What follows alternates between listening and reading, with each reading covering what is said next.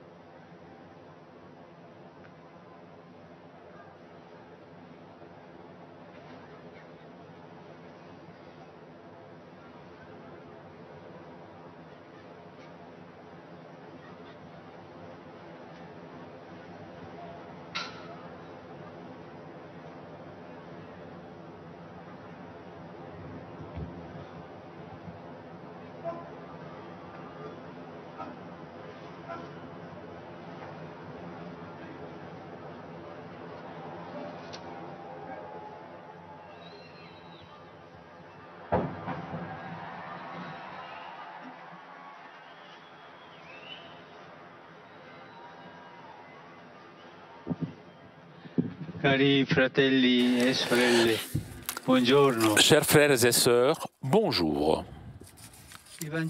L'évangile de cet avant-dernier dimanche de l'année liturgique nous présente le discours de Jésus sur la fin des temps. Jésus le prononce devant le temple de Jérusalem,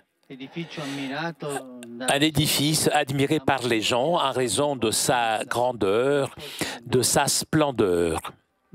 Mais il prophétise que de toute cette beauté du temple, cette grandeur,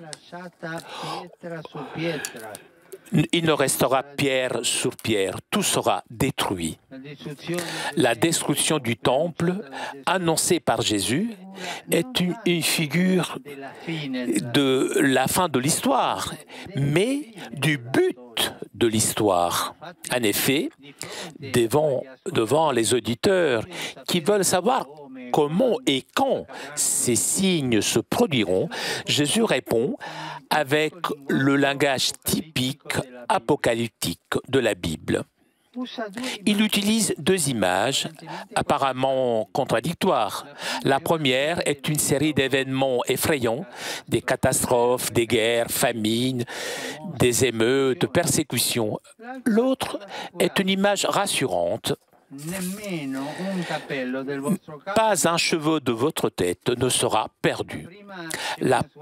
D'abord, il y a un regard réaliste sur l'histoire, marqué par des calamités et aussi par des violences, par des traumatismes qui blessent la création, notre foyer commun, mais aussi la famille humaine qui y vit et la communauté chrétienne elle-même. On pense à beaucoup de guerres d'aujourd'hui, à beaucoup de calamités d'aujourd'hui. La deuxième image,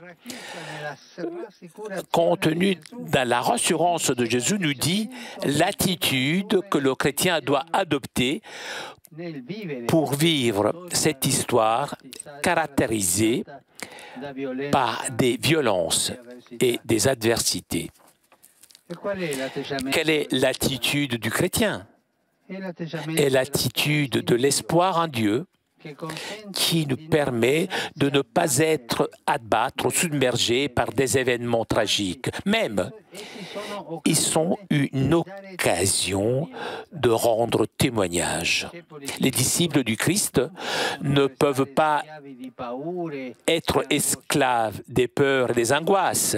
Ils sont appelés en revanche à habiter l'histoire, à endiguer la force destructrice du mal, avec la certitude que, à accompagner son action de bien, il y a toujours la prévoyante tendresse du Seigneur.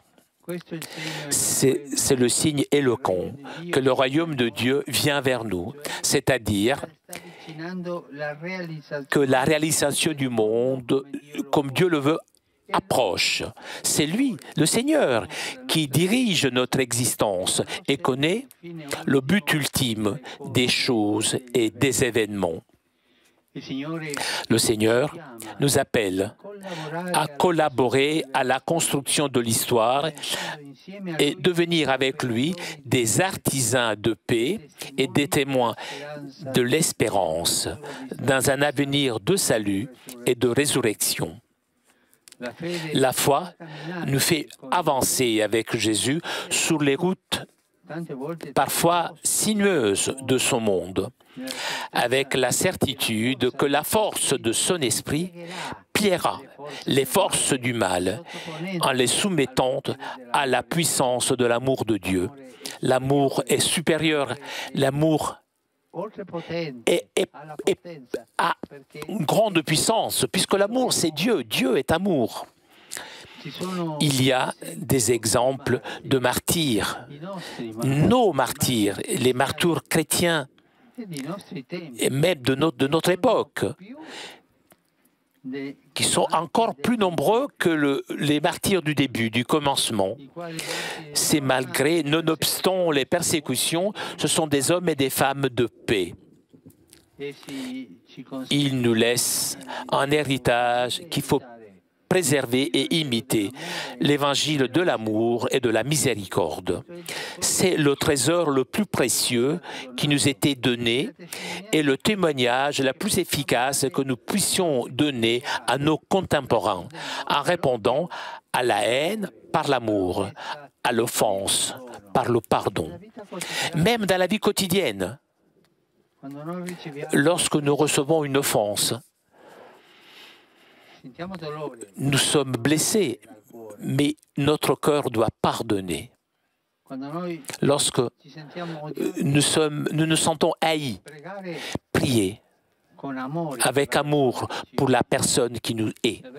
Que la Vierge Marie soutienne avec son intercession maternelle notre chemin de foi quotidienne pour suivre le Christ qui guide l'histoire. Et concepit Spiritus Sancto. Ave Maria, gratia plena, Dominus tecum, benedicta tui mulieribus et benedictus fructus ventris tui, Iesus. Santa Maria, Mater Dei, ora pro nobis peccatoribus, nunc et in hora mortis nostre. Amen. Ecce ancilla Domini. Fiat mihi secundum verbum tuum. Ave Maria, gratia plena, Dominus tecum, benedicta tui mulieribus et benedictus fructus ventris tui, Iesus. Santa Maria, Mater Dei, ora pro nobis peccatoribus, nunc et in hora mortis nostre. Amen. Et verbum caro factum est. Et habitavit in nobis. Ave Maria, gratia plena, Dominus tecum, benedicta tui mulieribus et benedictus fructus ventris tui, Iesus. Santa Maria, Mater Dei, ora pro nobis peccatoribus, nunc et in hora mortis nostre. Amen. Ora pro nobis, Santa Dei Genitrix. Udini et ficiamur benedictionibus Christi. Grazie a Tua, in quesumus Domine, mentibus nostris infunde, piangere annunziante, Christi Fili Tui, incarnazione coniovium, per passione meius et crucem, a resurrectione gloriam perducamur.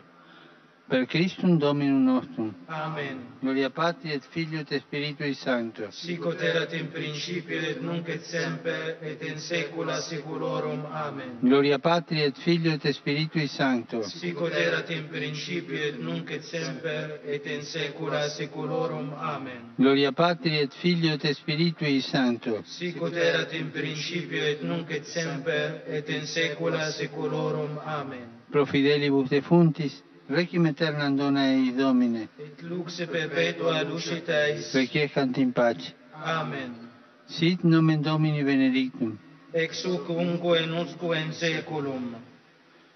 Aiutorium nostrum in nomine Domini. Qui fece caelum et terram. Benedicat vos omnipotens Deus, Pater, et Filius, et Spiritus Sanctus. Amen.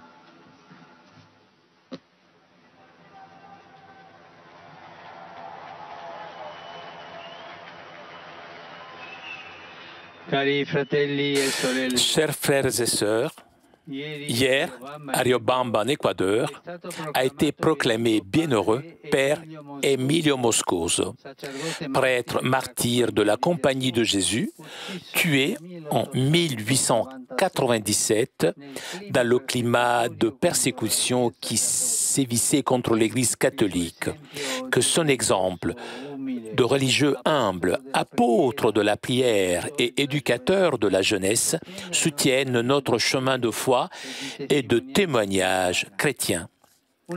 Je vous demande d'applaudir le nouveau bienheureux.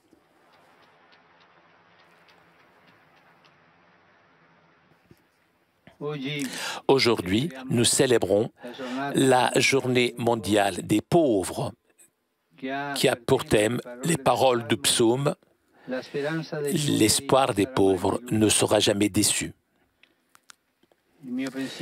Mes pensées les plus sincères vont à tous ceux qui, dans les diocèses et les paroisses du monde entier, ont promu des initiatives de solidarité pour donner un espoir concret aux plus démunis.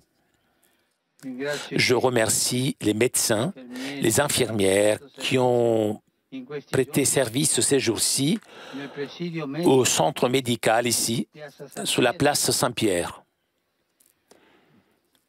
Je remercie beaucoup d'initiatives au profit des gens qui souffrent, de ceux qui sont dans le besoin.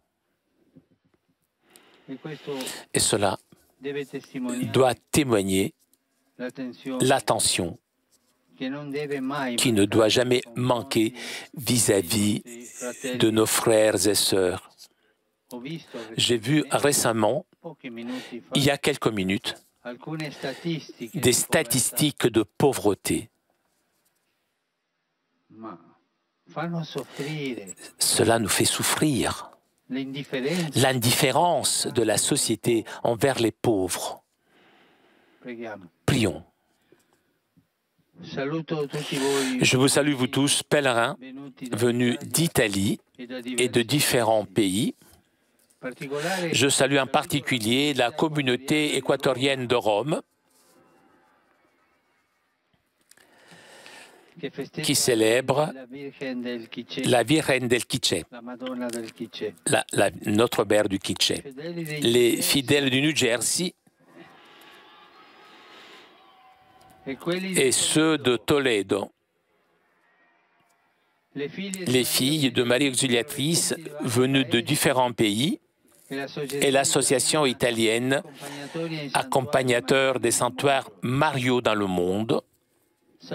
Je salue les groupes de Porto d'Ascoli et de Angri et les participants au pèlerinage des écoles lassaliennes de Turin et Vercelli, dans le Piémont, pour la clôture du 3e centenaire de la mort de Saint Baptiste de Sales.